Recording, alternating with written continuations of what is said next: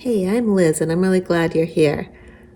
This is the second vlog I've ever done in my life in terms of, kind of showing you some of my life. And what I want to just do is make this video fun, even though I don't know how to add music or any particular sound effects or anything like that, or do anything kind of fancy with editing. But I want to show you some pretty things, and I want to tell you a story.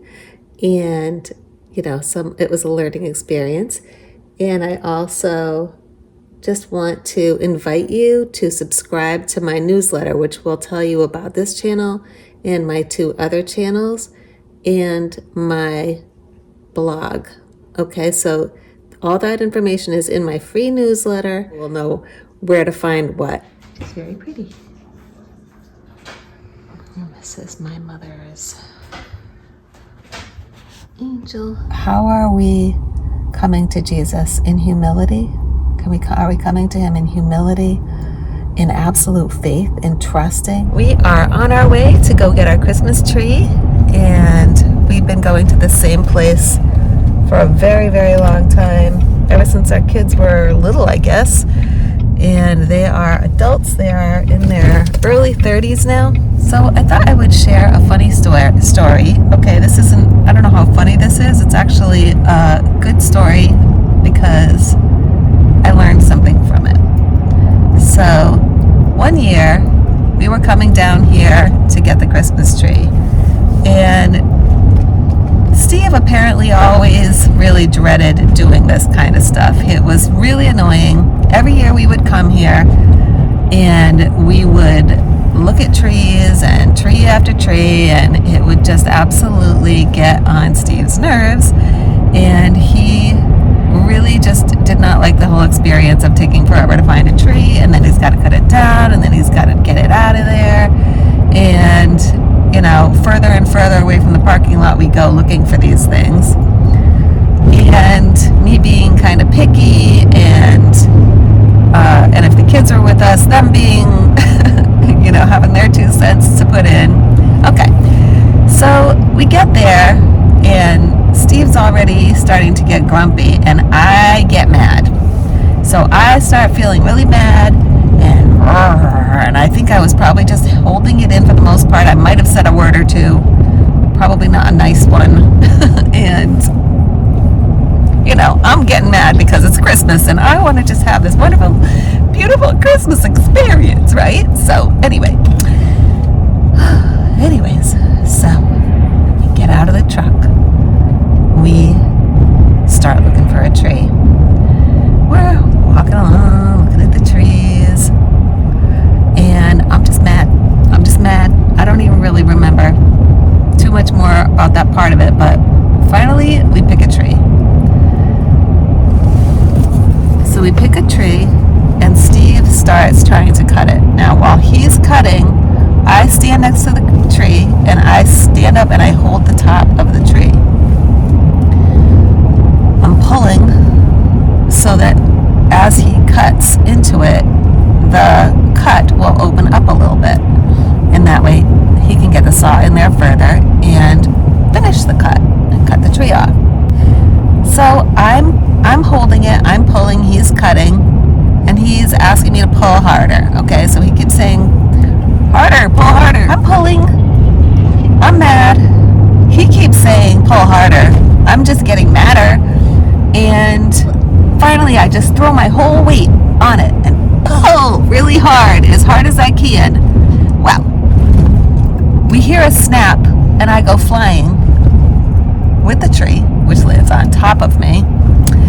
And when I landed, something bad happened to my wrist. I broke both of the bones in my wrist doing this. So, needless to say, on the way home, I was asking myself, what did we learn from this? And the 2 lessons that I learned were, number 1,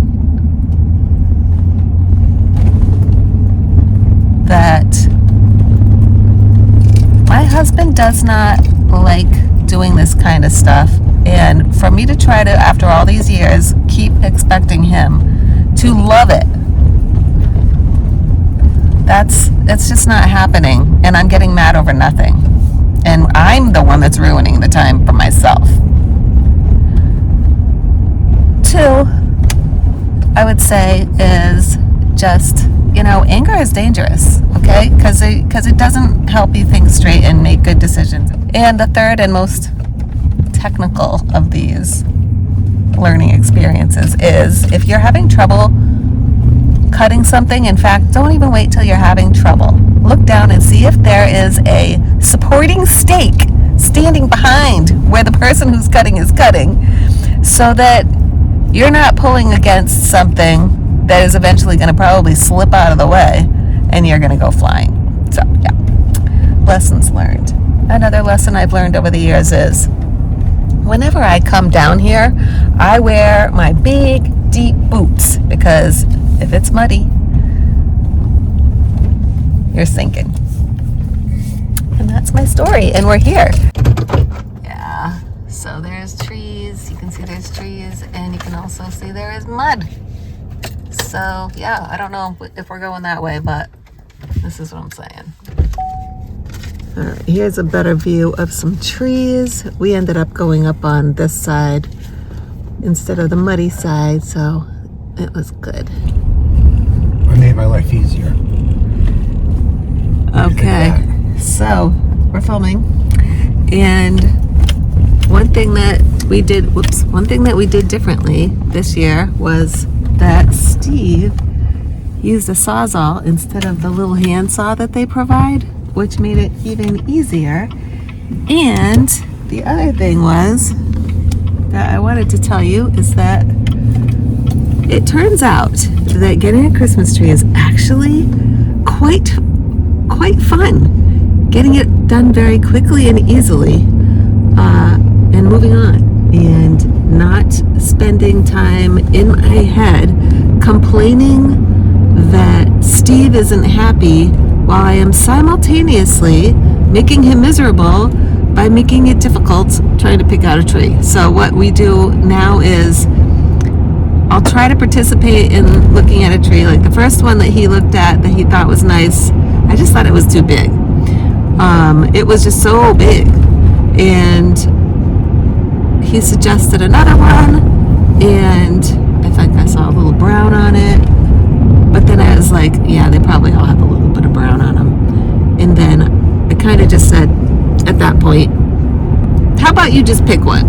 Because you know what? Ultimately, Charlie Brown's Christmas tree was just perfect. So any tree is going to be perfect. And they only have really good trees. If you get there early, you have no trouble finding a good tree. And Steve is very visual. He picked a beautiful tree. All right, so here's the Christmas tree. It's quite lovely. We haven't decorated yet. Doesn't have its skirt on yet, but here's a little present. Hello.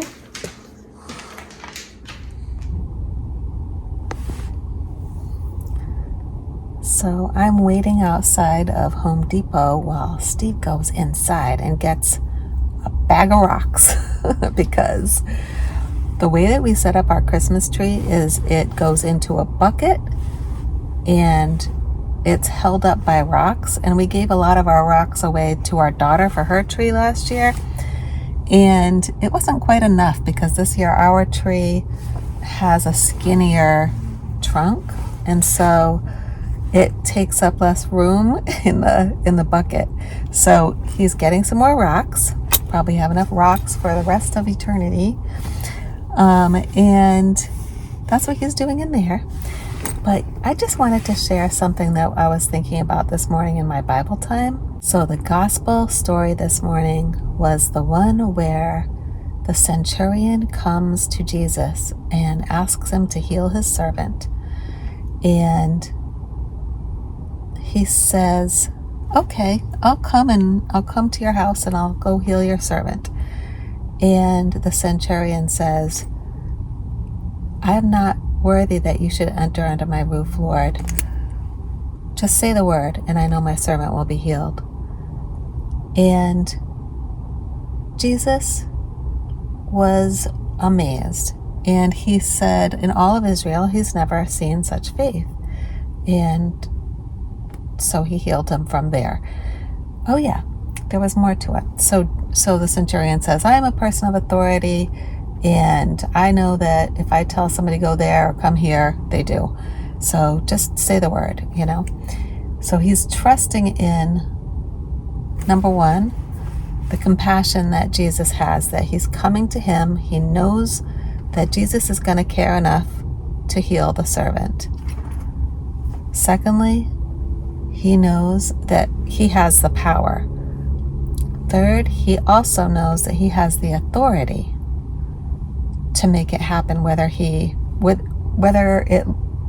without the logistical details being all lined up perfectly, like having the servant right there.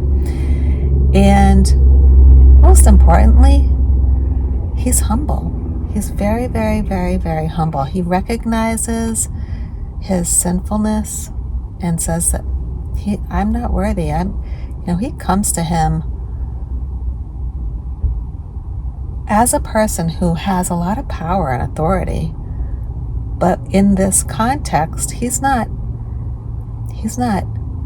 exercising authority here. He knows that he is under the authority of Jesus, that Jesus outranks him considerably, as in King of the Universe outranks him. So anyways, I just thought it was really, really amazing, because these are some interesting elements for us to study, because Jesus said, in all of Israel, I have seen nobody of greater faith. So how are we coming to Jesus? In humility? Are we coming to him in humility, in absolute faith, in trusting that even though we are absolutely undeserving of any gifting, healing, anything from him, that we can go to him knowing that he cares. He cares. He loves us anyways.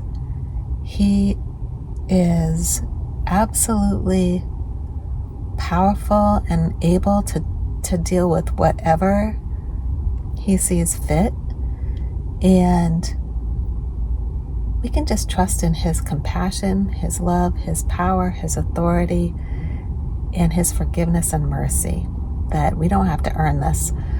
Not that we don't live in our faith, because living out our faith, obviously, that's a whole nother conversation. But the point being humble, the point being that he is very humble. He starts right off humble. This is a man of a lot of authority. And I think it really is important for us to notice this. And where I get tripped up in this is, I certainly don't think I'm particularly extra worthy. However, where I lose my humility is when it comes to the power. I tend to get stressed and nervous and overthinking and worrying and trying to control things. So if it were me in my current state that I need to work on, I probably would have shown up either with the servant or with, I don't know, an Uber to take Jesus back immediately to my servant, because I would be overthinking all the logistics and trying to make everything happen. And yeah, I stress myself out, and add that to the fact that I'm really not all that great at orchestrating things. I need things to be simple, and God knows that. He created me this way. So anything that he wants me to do, he's not expecting me to be overthinking and orchestrating. So keeping everything simple. This is something that I've been really wanting to focus on in my life, is to let go of all these worries and attachments and things that make everything so difficult, and let the manna come. And this is why I am naming my newsletter Grateful Manna, because manna is what God gives us. And for us to know that it's enough, and trust in him, and trust in his provision and his love and his care, is really how I want everything that I do to be. I want to be in complete trust of Him, welcoming whatever He gives me, and being in peace, being in simplicity. And so my newsletter is going to be called that. It's pulling together. This isn't going to sound simple. I've got 3 channels, a blog, and